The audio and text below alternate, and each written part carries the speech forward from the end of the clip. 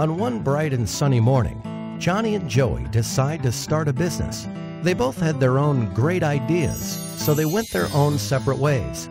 Johnny decided to start a brick-and-mortar store to sell his products. He rented out a nice building at a nice location. He hired a couple of salespeople. He printed brochures and flyers and direct mail pieces. He advertised in the local newspapers. And within a few weeks, Johnny started seeing sales and a lot of local customers.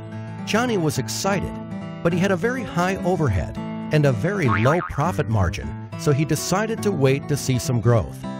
Joey, on the other hand, decided to start an online store to sell his products. Joey got a nice-looking website with a nice little name. He hired a content writer. He invested in online marketing and got some help with SEO and email marketing. He advertised on different websites and signed up for pay-per-click advertising. And within a few weeks, Joey started seeing sales and a lot of customers from all over the country. Joey was excited since he had very low overhead and a very high profit margin, and he could not wait to see some growth. A year passes by. Johnny was still in the same building with the same salespeople and the same marketing strategy and the same local customers.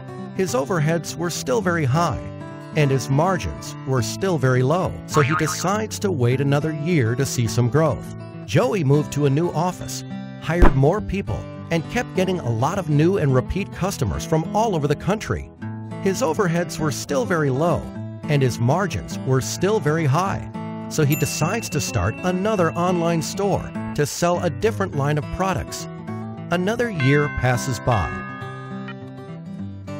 And on one bright and sunny morning, Johnny and Joey meet again. Joey tells Johnny about his new marketing strategy, and Johnny realizes his mistakes. Traditional marketing can only get you so far. Think local, but act global.